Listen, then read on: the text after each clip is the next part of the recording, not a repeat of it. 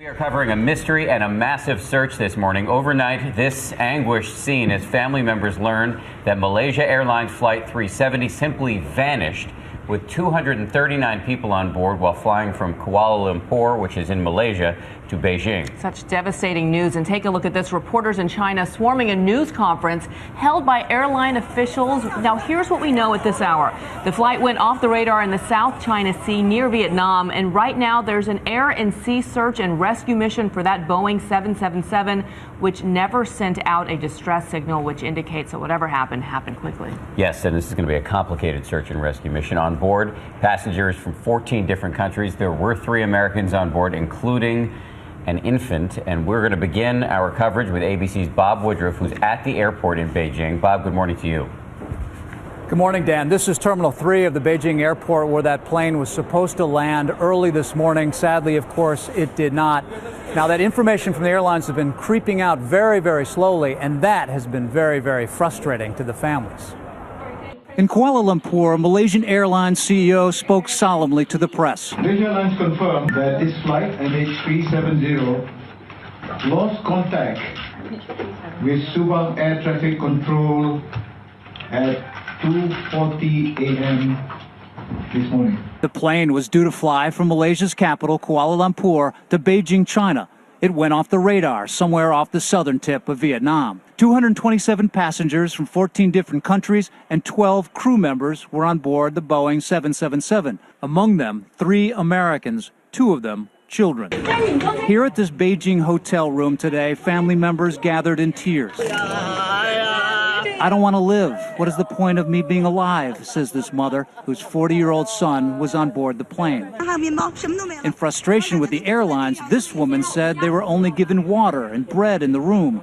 By the time the company's officials came out to talk, hundreds of reporters had poured in, crushing into each other just to get close. At one point, I could barely move. Out of control here. I just can't even believe this. The search is now happening off the coast of Vietnam, covering more than 4,000 square miles. We have requested assistance, first on information of whereabouts the planes may be, and secondly, if there is a need for search and rescue, which we cannot cope. Well, now the night has fallen here in Asia, and for the search and rescue teams, that, of course, is making it harder and harder for them to operate off the coast of Vietnam. Bianna? So heartbreaking to see those families waiting to get news. Well, we are learning who was behind the controls. The pilot of the plane, Captain Zahari Ahmad Shah, was a veteran. He joined the company 33 years ago and has over 18,000 flying hours. We're also just learning that searchers are finding an oil slick. That's not good news. ABC's David Curley is live in Washington with the latest. Good morning, David. Good morning, Bianna. It's the Vietnamese government that is reporting that they have found 2 oil slicks off their coast as this investigation begins into how exactly this plane just disappeared. The safety record of the Boeing 777 is one of the best in aviation. The missing aircraft is a 200 model, 11 years old.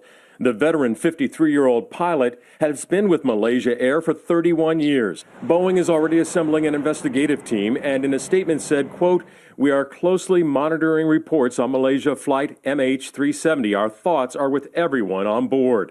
This is a wide-body jetliner that can fly for hours on just one of its 2 engines. It was reportedly at altitude above 30,000 feet when it just disappeared. So where is the jet? Possible wreckage? Did it suffer catastrophic failure, or did the pilots miss important clues about the jet's performance? If the 777 went down in the ocean, answers to those questions will be more difficult to answer. Finding the black boxes with all that vital information becomes much more difficult. The last big jetliner to disappear like this was an Air France flight, which went down in 2009.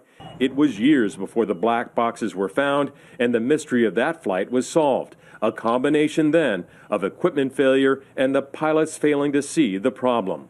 To have the airplane come out of the sky intact, very much like the Air France flight a couple of years ago over the mid-Atlantic, indicates a loss of flight control capability of one sort or another and a deep stall on the airplane. This morning, there are some conflicting timelines that we're hearing coming out of Malaysia on the last communication with the jetliner, when it disappeared from radar, some questions that really do have to be answered. It is likely that U.S. investigators at some point from the NTSB will join their Asian counterparts in trying to unravel the mystery of Malaysian Flight 370. Back to you guys. David, thank you. Let's get more on this now from ABC News aviation consultant Colonel Stephen Ganyard. Colonel, thanks for joining us this morning. Walk us through how something like this could happen. Obviously, we don't yet know, but there is a range of potential causes. What's in that range? There is, Dan. Any mishap usually has some key elements that are common to all mishaps. They'll be looking at things like weather. Did weather play a factor as it did in the Air France mishap off Brazil that David was just talking about? Was there pilot error? Was there some kind of a catastrophic failure, or was there some kind of combination of all of those? In this case also, because it's so unusual for an airplane to just disappear like this, it's almost inexplicable. So they'll probably broaden their range of investigation to look at terrorism. You know, you use the word rare. Most crashes happen on takeoff or landing. So for a plane to disappear in midair, just give us a sense, how rare is that? This is so rare. It is absolutely baffling, and it's baffling that we don't have any better answers this long after the mishap actually occurred. So lots of questions to be answered. There's very little direct evidence, very few facts that we can go on. So everything we're doing now is speculation. So we can't get the answers really until we find the wreckage, assuming there is wreckage and assuming the plane crashed. When you don't have a Mayday signal, how hard is it to find a plane in the open water?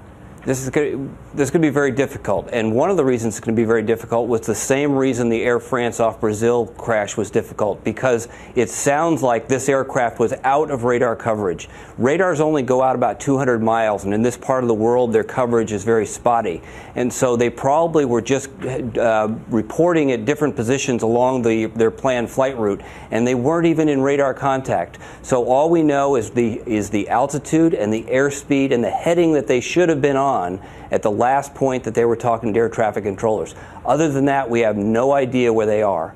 That said, it's fairly shallow water. It's not deep Atlantic water. It's fairly shallow South China Sea water. And so I think we do have a good chance of hearing those pingers, those underwater pingers that the black boxes have, that will allow us to go out and find the wreckage somewhere between Vietnam and Malaysia. Colonel Stephen Ganyard, we really appreciate your expertise on this breaking story. Thank you. Yana? It's so alarming to hear him use the word terrorism potentially as a cause for this as well. Of course, our thoughts and prayers are with the family members who are still waiting to hear news.